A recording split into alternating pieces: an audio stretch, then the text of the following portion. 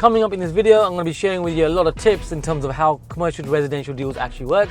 You're going to be meeting some of my students who are active property developers, and you're going to be seeing the real deal, how it feels to actually be on site and be, in it rather than just watching PowerPoint slides. So that's what we're doing today.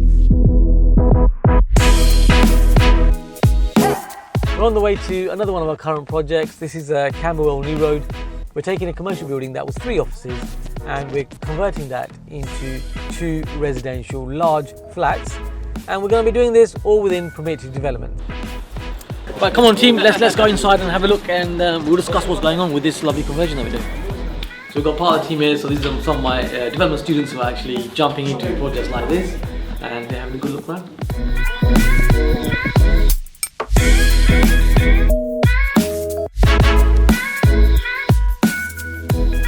We have one office here, so this is A, 37A.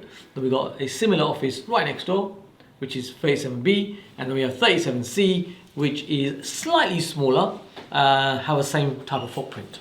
So let me share with you the whole run-up on how we actually secured the deal. So the sale fell through. Typically 2 out of 3 sales fall out of bed.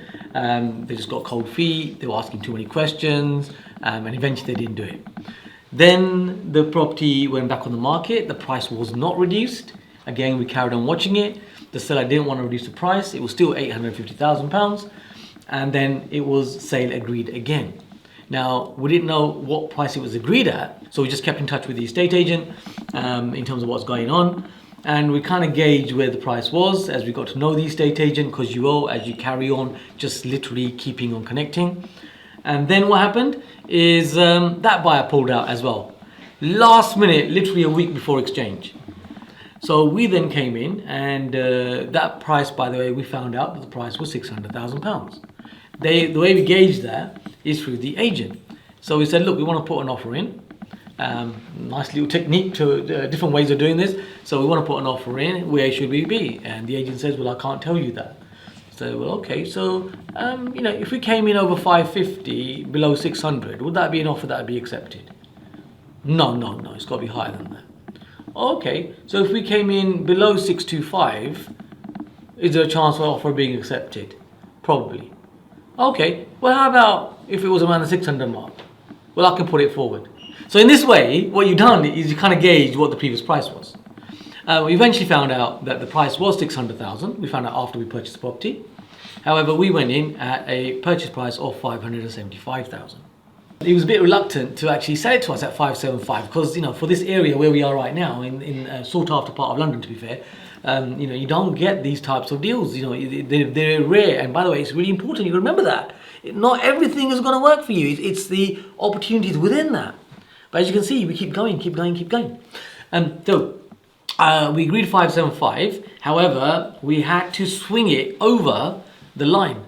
And you have to do these things. So you have to become a little bit creative. Now, he's got a parking space here. And one of his sticking points with the previous seller was that he wanted to keep the parking. He wanted that parking space. Also, around the title, just literally 1 square meters of the property, he didn't want to actually give that in the title. So we actually gave that away as well. So when you look outside, you can't notice it, there's no line there. But literally, the 1 meter in from the boundary, parts of the boundary of the adjacent buildings are not included in the title. Now, the reason he's done that is because the seller actually owns the properties that are around. So he's got his own agenda for those. And it doesn't really make any difference to us. Yes, we get a little bit of a smaller space outside, but you know what? We got the property at a really fabulous price at 575,000. End value for this property is circa 1.25. On a good day, 1.5 million. Maybe a bit more, we'll have to see. And we're going to make, with God's grace, anywhere between 200 to 400,000 on a very optimistic day, anywhere between that. So between 200,000 to 400,000 pounds, I wouldn't knock that. That's a good amount of profit in terms of uplift. So it's a good deal, clearly. So I want to share with you sort of the run-up on how we did that deal. And these are the things that you're going to have to be amicable with to get the deal. Quick question from me. So in terms of the seller, obviously quite frustrated having had 2 sales fall through. How did you build the credibility and reassurance that you were going to follow through on the order? So the first thing is, remember, we're being amicable with him.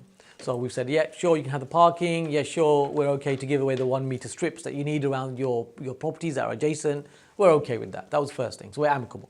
So second thing is we said to them that we're going to act on a timely manner, and key phrases you can use. I'm good for this. I can instruct my solicitors today. I can put my solicitors in funds today. Now, whether you do it today or tomorrow doesn't really matter. The point is that you said it and you're doing it in a timely manner. So that gives the person confidence. Yeah. And the third thing is we actually did what we said we we're going to do. So we instructed the solicitors. They wrote to their solicitors straight away. We worked in a prompt manner, and he was absolutely happy with that. You arrived at a figure of 1.2 through 1.4. What are you basing that on? So it's based on figures that are residential figures.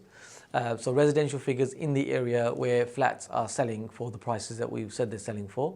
Now, when it comes to comparables, it is very difficult to get exact figures, especially for when you're doing commercial conversions. So what we do is we factor it on the best that we possibly can. And by the way, that's exactly what the values are going to be doing as well. They'll be looking at local comparables, the best that they can find. It's that valuation figure that's going to decide it. So at the end of the day, it's the value on the day. So what we can do is take that calculated risk, and there is a calculated risk, of course, we all understand that, right? Yeah. So it's what happens with the value on the day, but we've done our best to make it reasonable. What we haven't done is gone, really optimistic and gone, oh yeah, well, this is the highest price that something sold for, so ours is going to be even better, add another 10% on. We haven't done that. So we've made it as reasonable as possible, and that's where the figures come from. Whenever we're buying properties like this, we always have a plan A, plan B, and plan C. Plan A was to convert this into 3 flats within permitted development on 2 stories. Once we'd exchanged and we bought the property and we put the application in for permitted development, we found out that this particular borough doesn't allow the space standards that my architect thought that they would allow. So rather than the 2 stories, we can only use the 1 story. The reason we can't use the 2nd story where we're standing in right now is because it doesn't conform with the minimum space standards. Area needs to be a minimum height for it to be acceptable to be classed as residential accommodation. So although I can go over here and do this, and there is still space here, we're not allowed to use this space here. It doesn't come into the calculation, which means it can't be converted into 3 flats. And for this reason, we've then had to convert it into 2. So what is the learning? The learning is be aware of the specifications and the policies of the current borough, and the planning consultant will know that the best, and then get the architect in and they work together. That's the way to do this stuff. So the planning consultant, would you get a planning consultant within the borough or doesn't it matter? They are familiar with the workings of that specific council. That helps. They understand the system. And also they'll be known. And when they bring in a application, it's like, oh, okay, such and such. There's a bit more rapport, I would say, and there's a bit more understanding. Not that anything untoward is done. It's just that they understand that, okay, it's these guys. They know what we want, and they understand how we work, is how the planning system looks at it. By the way, if you haven't watched some of our other videos, have a look at Richard Street. You might be able to see it right now here. So watch this video, and then watch this video as well. So these are kind of projects that really, if you want to jump into the commercial world, you can really sort of jump into them easily. The key is finding the right deal that the numbers work, being able to negotiate the deal, and then when you're actually doing the works, it's not too complicated. So the nice ways to jump in. What's the, for conversion, what's the figure that we use per square metre? Oh, I did jot this down. Come on, team? 1,500? It's about 1,500, isn't it? 1,200. 1,200. Yeah, that's it. 1,200, like, really piecemeal. 1,500, kind of, yeah. I don't think there's any asbestos here, so that would be 1,800, but 1,500. So let's say each one of these is 45 square metres. 3 of these, how many is that? That is what a 162. yeah, so yeah, 80-ish thousand each. Oh, 80 each, you were saying? Oh, I thought all of it. Close on a lot, yeah. There's only 2, actually. So, I think we'll be working if it's 80 grand. Yeah. See, what we've got to do, if we didn't have to do anything, this would be like, 40. the whole thing would be like 25k. However, because we're going to take it from use class E to C3, there's a lot we've got to do here. There's going to be sound insulation, there's going to be fire insulation, there's going to be separating of the utilities, there's going to be knocking through, and we got to create all the sort of other spaces, the bedrooms and so on. Yeah. So for this reason, so that's another great question. What are you looking for in a contractor? So you want someone where they've done projects like this before. So that would be an important one. Secondly, of course, they need to be cost effective. They've also got to be available to do the works. Ideally, somebody who's sort of 60-ish minutes from here will be cost effective as well. That's another thing you want to look for. Not really a large company. You want someone who's not just a general builder, but a bit more sort of in between. So general builder plus who's doing commercial projects.